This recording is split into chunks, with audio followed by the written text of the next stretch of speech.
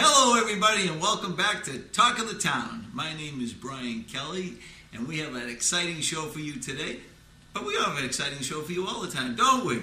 Now listen, we have a guest here that I ran into. This gentleman, I met him because of his daughter. One day my daughter brought a friend over and I found out that this young lady was from Norway. And we had a lot of fun with the language and laughing with her and everything. And eventually I met her dad. Matter of fact, let me tell you how I met her dad. And he's the guest of our show today. His name is Oyvind Orbak. Oyvind Orbak, he's from Norway, Oslo, Norway. And I met him. I brought his daughter home. My daughter and I, we drove his daughter home. And I get to his house and there's a little activity going on in the backyard. And so we walk across the backyard and there's a whole group of people sitting on logs, having a cocktail and just enjoying the fire. And that's how I met this man. So that was the start of a great relationship. Wouldn't you say? Loving the forest. So, Oyvind, welcome to America. And Milton, too. And beside Oyvind, some of you will recognize this face. If you move the camera over here, Nicole, this is Charlie McCarthy. And the reason I asked Charlie to be here, because there's a link here to the show. And I was talking to Charlie. Matter of fact, I was talking to Charlie. He told me he's running for treasurer. And I got talking to him. I said, Charlie, I'm going to be doing a show. And I asked him if he knew Oyvind. And he didn't know Oyvind. And I said, do you remember? I said, Charlie, you watch politics, don't you? He says, absolutely. I said, did you watch the presidential election? He said, yes. I said, did you see CNN? And he said, yes. I said, do you remember they had some kind of a hologram or something on CNN? He goes, Charlie, tell the folks at home what you told me. Well, I actually got very excited at the technology. I was astonished, as most were. And a couple of things really struck me. The first was that during these election broadcasts, the networks competing for audience trot out all the latest technological gizmos. So you have all kinds of touchscreen stuff and zoom in, zoom out, and you can go to county level election returns. But even in that cluttered, noisy technological environment, this hologram technology really stuck out. It was just astonishing. The first time I saw it was on CNN from New York. Wolf Blitzer, I think, introduced one of the CNN correspondents, a woman named Jessica Yellen, as I recall, from Chicago, and brought her in to kind of do a demo of the technology and explain just how it's done. Multiple cameras, 30-something cameras, 36 in that instance, I think, surrounding her and creating this image. And I was just astonished at it. And so I got very excited when I heard that I'd have the opportunity to meet you here. And so, folks, in reality, Charlie isn't here. You're all looking at a hologram of Charlie McCarthy. Good work. Good work. Well done. See that? It even appeared that we just shook hands. Beat me up, Scotty. Yeah. And so one of the men behind the company that created that hologram is Oyvind. So sort of, yeah. So we did that, and that's I think it's in 2008 one of the things we did that created the most, word of the mouth and word of the town. And it's this amazing how much marketing we got out of that. Obviously, it's one thing technology can do today, but being a company or part of the company that did that, it made me really proud. It's true. Well, Oyvind, tell the folks in Milton how you ended up from Oslo to Milton. That's because good that is the talk of the town this week. So have at it. Tell the folks at home a little bit about yourself and how you ended up here. Exactly. We're a part of the Vizrt company, and what's it called? The what? The Vizrt. Vizrt. VIZRT. Oh, Z. Just like the Canadians, they say Z instead of Z. Okay, VIZRT, like you say Queen Z for a C. That's right. Anyway, Vizrt and Escenic joined forces, and I was the founder of Escenic, a company that does websites for media companies around the world. We have 600 media companies on the web, and teaming up with Vizrt made us able to take these hologram things, cool technologies, not only inside the studio, but also on the web. So we ended up then trying to set up our operation in the US, out of the Boston area. Okay. The reason Why did you pick the choosing Boston area? was Okay. a number of reasons. First of all, brain power. The Massachusetts. Oh, school absolutely. system. Come on, did you hear that, folks? Yeah, I mean, there's tons of highly educated, highly qualified people here, so it's easy to get that type of knowledge. And we had already a few partners in the Boston area that we team up with. Oh, media partners that use your portal. Well, not only need media partners, but also technology partners that we team up with to deliver these systems to our clients. Okay. And lastly, we went, when selecting Boston, we went to Google Maps, and found the biggest chunk. So you do? I get it on my phone. I can do Google Maps on my phone. The biggest chunk of green, around Boston. What do you find there? Wow. What do you find? Interesting. The Blue Hills. So we started looking at houses around the Blue Hills and found Milton. And that's the way that happened. When I went to his house, Charlie, the first time I went to his house, I have a Toyota Sienna and I have a bike rack on it on the back. What does he have? A Toyota Sienna with a bike rack on the back. Yeah. So I did find he's quite an outdoorsman. That's why he was out on the log, But it's really, entertaining guests. It's really heartening, Oyvind, that you were a test case in two very important demographic elements of our area. The first is that Boston's strength has always been its brain power, the academic links and the technological links. And Best it's good school to system hear as well. that for somebody as technologically savvy as you, and who could literally locate anywhere you chose, that was holding, that dynamic is holding, that we are still a center of those things that you sought. And the second is that we have always told ourselves that Milton is a bucolic community, not just in terms of our footprint as a town, but also because of our proximity to the Blue Hills and to open space. High quality of life. So it's wonderful to hear that. It really is wonderful to hear that proven out in the real world, and we're not just telling ourselves that it's so. Next best thing to Norway, right? To Oslo. It's surprisingly similar actually. Is it? It's about the temperature is higher. Well, we are at 42 degrees. That's good news. Yeah, Oslo, that's right. Yeah. Oslo is at 60 degrees north. In terms of So a little colder. latitude. It's colder during the winter Right. and Hotter in the summer. here. Okay. Here it's colder here. Sometimes, yeah. When it's really cold in Milton, it's colder than in Oslo Okay. because we have the Gulf Stream. The warm Oh, air comes up, Wet cold. Okay. wet and cold, and it's more damp. Here it's more damp during the summer. Since we're so close to the equator. We are, obviously 20 degrees more close to the We're equator. close to the It doesn't equator. feel like that today. But, we are, so it's a little warmer in the summer and dampy. When the Gulf air comes up along the coast and hits Milton, it's really hot and humid, and we're not used to that. So you chose to live in Milton. So when you arrived in Milton, what were some of your thoughts? You moved into Milton. What do you like? What do you like? How long have you been in Milton now? Close to 2 years now. A little more than a year and a half. Okay. So you've had a little bit of time here.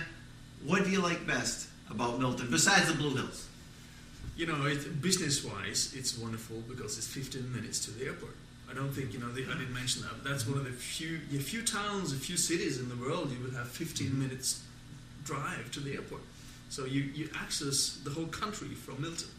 It's a wonderful The city. big dig is paying off. That's true. The big dig is paid off, really. The big dig really did that. Right. You can get fast to That's where right. you need to go. Milton is obviously a place where it's easy to get friends. My kids, at least your daughter, taking good care of her. Milton is a town of friendly people, and we didn't know that, but definitely the surroundings give us that security. Have you got to know some of your neighbors? We do. We used to live at the Brushwood Roads on the way other side of town, by the actually not far from the downhill, Blue Hill downhill. Okay. Place, and we used that quite a bit. Now we moved closer to the alongside Canton Avenue. Right near Pierce. No, Near the high school. The high school, not far from the high school, which is we have neighbors closer now, which is we like that. We like neighbors. We like to talk. We like to be with people. So that's definitely a plus. Do you ever go in the house, or do you just stay outside and camp all year? Should have brought my tent. Now, what kind of educational background do you have? Me personally, Yes. I call myself a technical commercial engineer. A commercial Meaning engineer. I have a double E, technical background. I used to program for 10 years, so I'm used to be deeply into the assembly programming language. Okay. So I'm good at that. Right. And then 10 years ago, I did my MBA. So I'm kind of the Where did you do your MBA? In Europe. In Europe. Yeah, one of the schools there. Not as important, not as famous as the ones over here, but it's pretty good schools in Norway. Yeah. So I'm happy with that. So that made me move from the technical aspects of things to the more commercial business aspects of things, and that's. But you got that foundation, so you understand. At that time, really, we founded Escenic, the company that I still work for, and that we built that from scratch. We were 3 people in 1999. Built it from 3 people to about 70, 80 people a year and a half ago. At which point we found out that we have to be present in the US to have some, get it going here. And so we decided one of the founders need to go, and I was the lucky guy. So I got to move to the US, and my wife and I, we've lived here before. We used to live in Minnesota for a while. Minnesota? Yes, Little Scandinavia. There's 4 million ancestors. Yeah, I think absolutely. So. Wow. So that's a nice history. We did that in 1991 to 1993. So we went back to the US, and so far we've been able to get quite a few clients on board. I'm happy to say, these financial times are really making newspapers and media companies, which is our number one client group, they are thinking differently in a big way. So this might work to your advantage in a sense. In a revolutionary way. I want my clients to thrive, to grow, to be successful. Sure. We all do.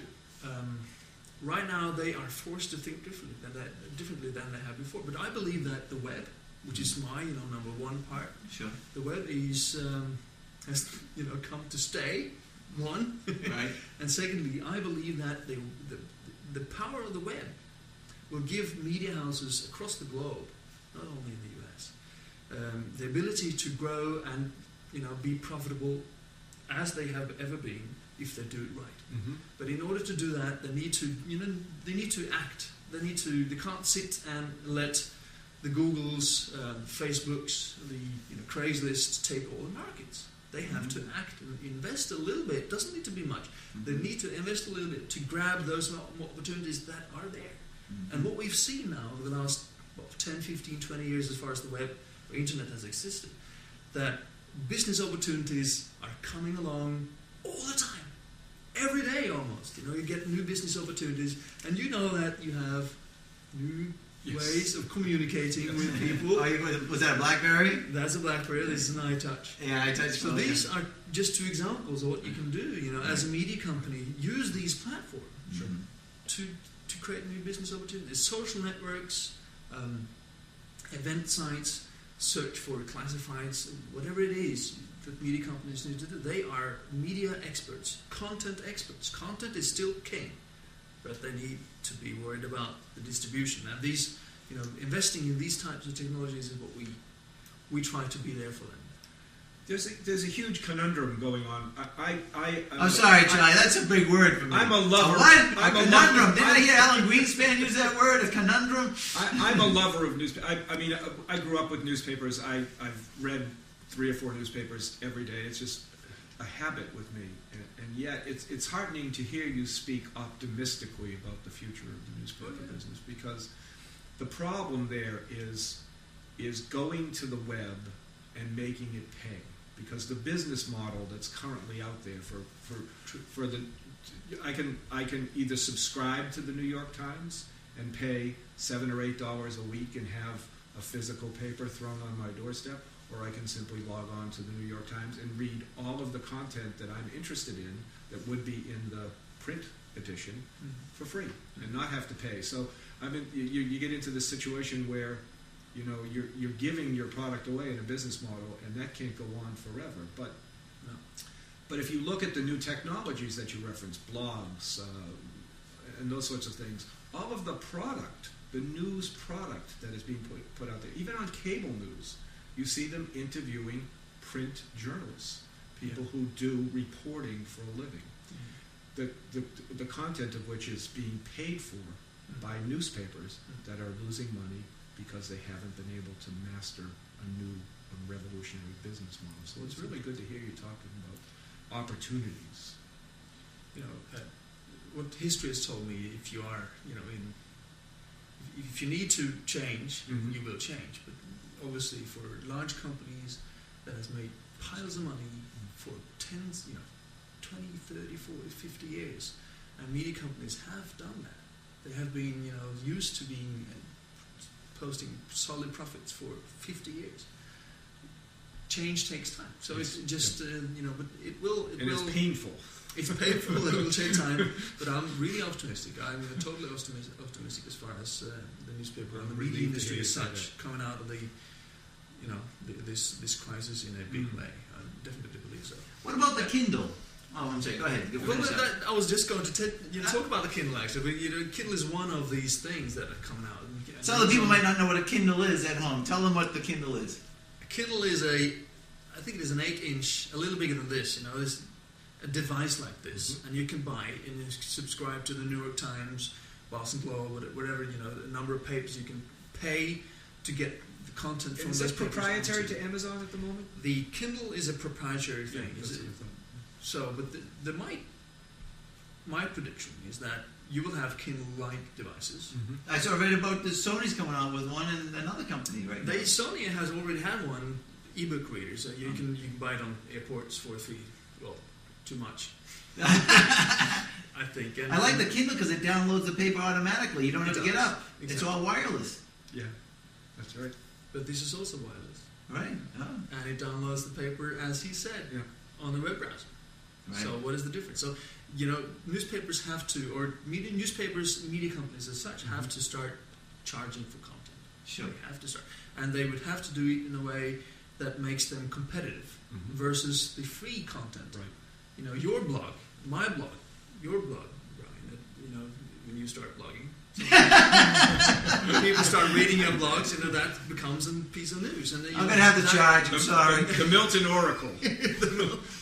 that free content needs to be, you know, the paid for content needs to be better in some way than the free content. And well, back to these devices. Obviously, now you have the laptops, Mm-hmm. you have the desk side. You know, nobody talks about them anymore. The servers, you know, they have laptops. You have the small laptops that's coming, or that are last year was the big hit in terms of sales. Right.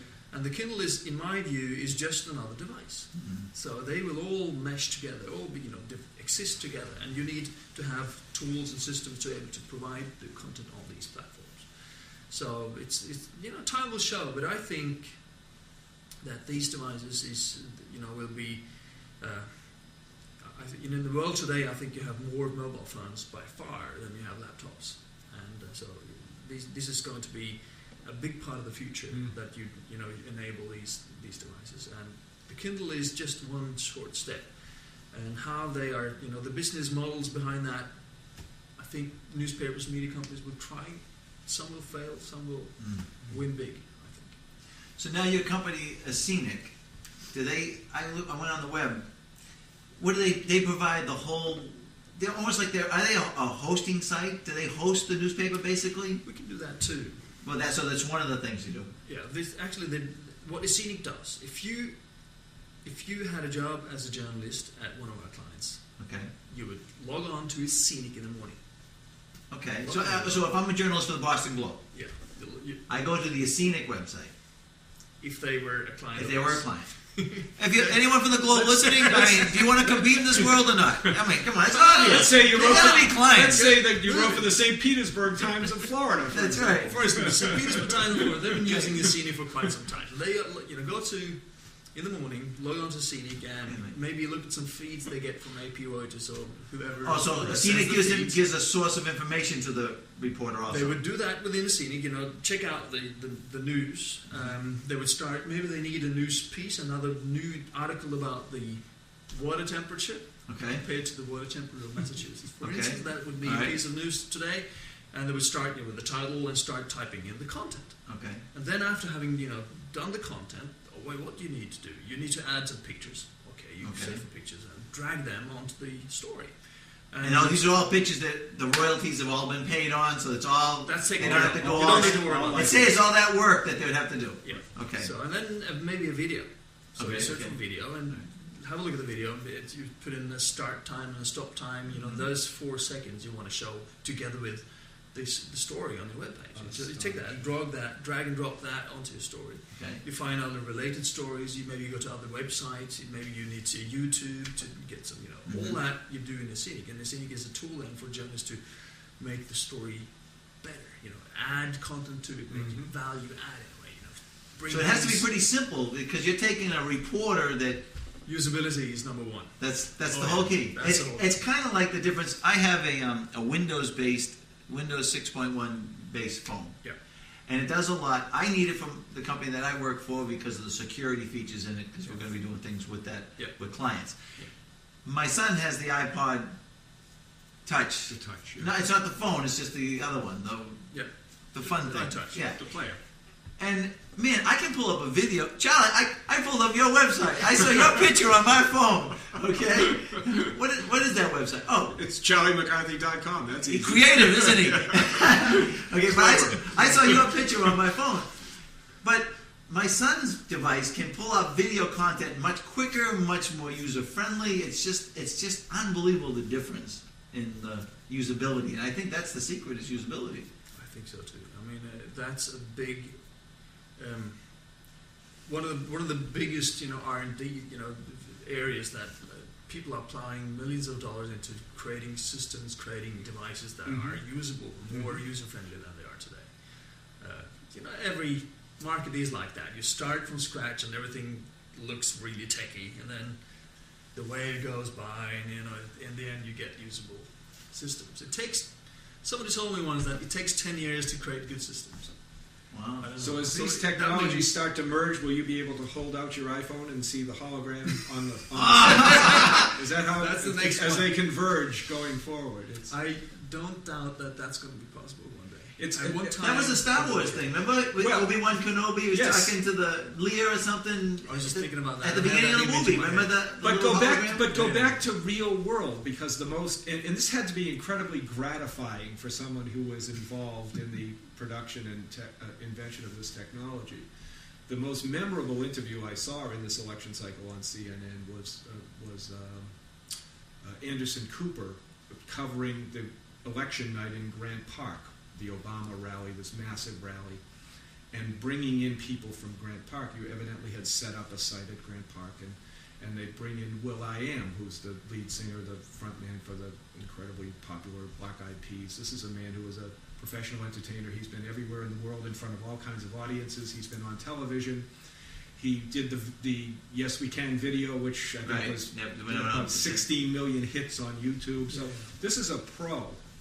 And yet, the moment Anderson Cooper said, we're bringing him in from Grant Park, and he saw himself evidently on a monitor in Grant Park, and saw himself appearing in that holographic form, the look on his face was one of absolute astonishment. Absolute astonishment. Yeah. And so that's the power of the technology that you're unleashing here. It's fascinating. Really. So the video part is just one part of what you do. It is. I mean, for CNN, for example, our group of companies, we provide, the ticker at the bottom, this thing that, all of that, that's one part of it. The actual look and feel of CNN is one of the things that we've taken together with the massive Vizrt company. And also some of the graphics, your graphics artist. I was just going to say you have an art component as much as a technological component. So if you watch any of the major shows these days, you have graphics that are alive as in the background, and things are moving all the time. That type of graphics is you were getting used to that now after a while, and the beauty now is that we believe that your TV screen is there on your wall, Right.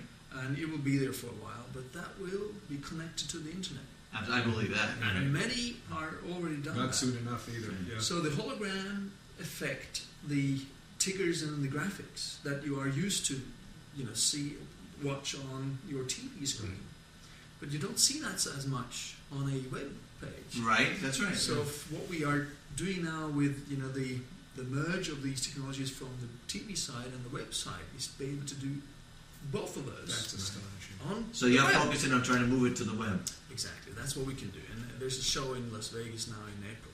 You're going I'll out? show some You're going out? big news there. Oh yeah, I'm going out. I think you should bring Talk of the Town out to the Las Vegas show so we can get the media. You need this technology yourself, I'll tell you.